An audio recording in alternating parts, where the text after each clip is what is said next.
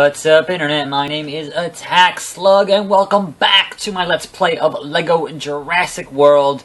And we are now about to enter the dark period of the series.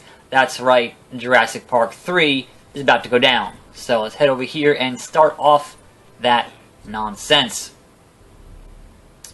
And get our little intro cutscene, head to landing site, the first stage here. But there's a little bit of Jurassic World stuff with Masrani, who is the owner of InGen in the new movie, and was in charge of InGen. And we'll get into more of that when we get into the fourth movie in the series. But we're not quite there yet, so there's a Back to the Future reference there at a time, which is always fantastic. Love those. And here we rejoin Alan Grant, who once again goes to an island with dinosaurs, but not the same island. Jurassic Park 3 takes place on Isla Sorna, the same island as Jurassic Park 2 did.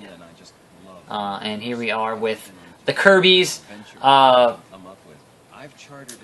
don't know in what universe William H. Macy can pull Tia Leone, or however you pronounce her name, Tia Leone. That's just unrealistic. She is way too hot for him. Anyway, we're on our way here to what is quite possibly the most ridiculous scene in this movie, which was Alan Grant falling asleep and then seeing a talking raptor in a dream sequence. Looking back now, obviously it's really funny, but at the time I was like, what the fuck are you doing? I felt like Vince going, you ruined it! You ruined it! Alan? Alan? It's so dumb. It's so dumb, but at least they used animatronics and not CGI. That is the best thing I can say about anything in this movie, is when they use the animatronics and not CGI. Not that I have anything wrong, not that I have anything against CGI at its core. I don't. But this is something that we're going to get into when I start discussing a lot more Jurassic World when we get into World, is that actors, by and large, when they're acting with CGI, seem a lot less scared. Like, even good actors, when you're acting opposite a tennis ball on a pole, which is how they usually do that, you know, hey, look up here with this thing here on the CGI, they are a lot less scared than when they're acting with actual animatronic puppets of raptors or T-Rexes and what have you. Because when you're dealing with an actual 8-ton fucking animatronic T-Rex, you're going to be a little scared. It's a little bit frightening. That's there in real life. Whereas, he's going to keep on coming, so fuck that shit.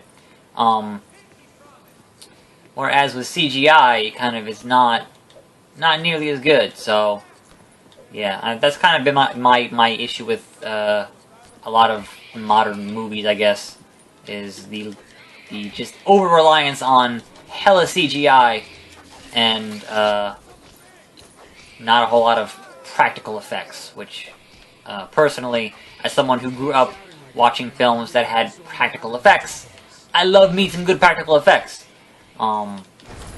Really enjoy them. So, there's that. I forget who to use here. I gotta use Billy. Can Billy open up a... Nope. I forget what to do here. This is the yeah.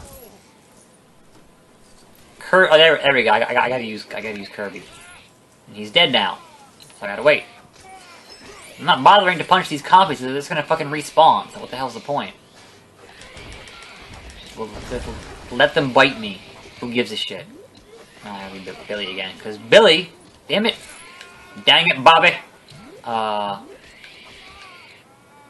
Billy here, if I could ever actually get to him with these freaking copies just repeatedly just killing him, fuck off, you goddamn miniature asshole. Get the hell out of here. He can climb. That is his special ability, is the climbing. The climbing. So we're gonna climb up here and see if we can't figure out where to go. Boom! Not sure if that was actually important or not, but I did it. I never knew they attacked in herds. They do move in herds. This hurts so much. Ah, Come on up. come on up, he says. Back to Kirby with his grappling hook rope. Nonsense. Wait, oh, it was just a... My bad. Just a vine. Do some of that. Then we got the AI who is confused here and can't actually figure out how to get up this freaking... Yeah, some of that nonsense. Like, just figure it out, asshole. There we go. And then build a bridge out of bones. Damn bones. And she's still yelling for Eric, which is a very bad idea, as they point out in the movie. Alright.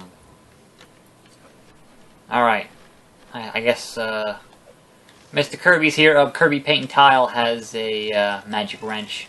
So we're gonna do that. Magicify that shit. Alright, yeah, I get it. Turn the knob. There we go. And very loose platform jumping, not the best thing in the world, but... And we need Grant. We need Grant. No, Grant. What are you doing down here, Grant? What the fuck is your problem? Why would you be way over there, doing some bullshit? Like, you should have been behind me in some capacity, shape, or form, not getting caught up on this hot garbage. Stop yelling for Eric. Eric! Oh, that's really fun. Alright. I thought I needed him to do...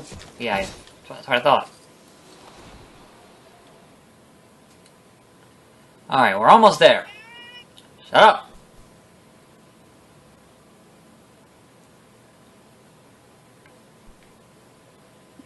I need... you... to do a thing... with a thing. Alright. Nope, don't throw. Nope, just jump. Thank you. What? Now, obviously this took place on the runway and not on this rooftop.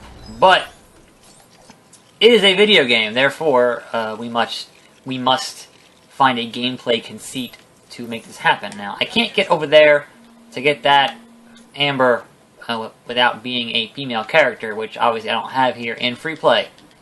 That is the reason they want you to kind of, you know, keep playing again after you've already played this, you know, once, to go back with every character and then, you know, unlock more characters and get more studs and etc, etc. Hey you! Back on the plane, because guess what? Motherfucking Spinosaurus! And don't even get... We're gonna have all kinds of things to say about the fucking Spinosaurus, which is... yeah. Let's get the hell out of here. No, don't leave me here. Don't leave me here. Spinosaurus.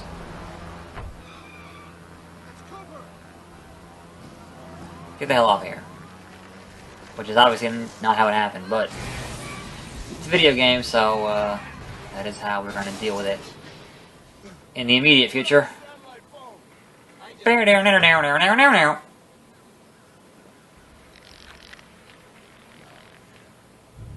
And there's the Spino with his sawing through it. Oh, hey! Open this can of tuna here.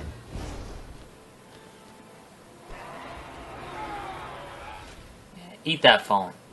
That'll be important later. And now we run from the Spinosaurus. And there are some Paracephalosauruses there on the sides. And this Spino wants to... So, my problem with the Spino is my problem with the way this movie went in general. Is that in Jurassic Park 1, almost entirely, and in 2, for most of which, dinosaurs acted like animals. Like, the way they behaved was how you would expect an animal to act. In this movie, and in parts of World, my issue becomes that it turns into a monster movie. Now, you can make the argument that this series was always just monster movies, but the animals in one act like they're animals. Like dinosaurs act like their behavior is not something that you would, that you would expect to see, obviously, on a much larger scale, because it's a dinosaur.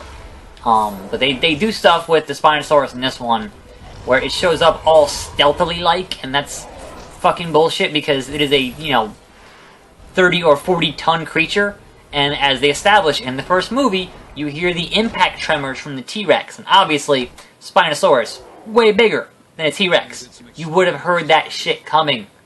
Period. So, treating it as a, monster movie was one of those things that kind of just bothered me right out the gate. It was like, alright, this is just corny now. Like, I understand, these movies make money in their movies, but, this is not what I signed up for.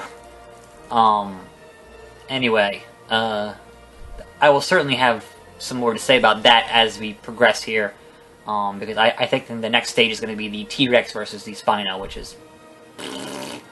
Anyway, that'll be tomorrow. That was another short stage after yesterday's short stage. That was another short stage, and that's going to do it for me here at TaxSlug. So check out some other videos on the channel. Gonna have a fun weekend here, and I will see you next time right here on this channel. And I'm out.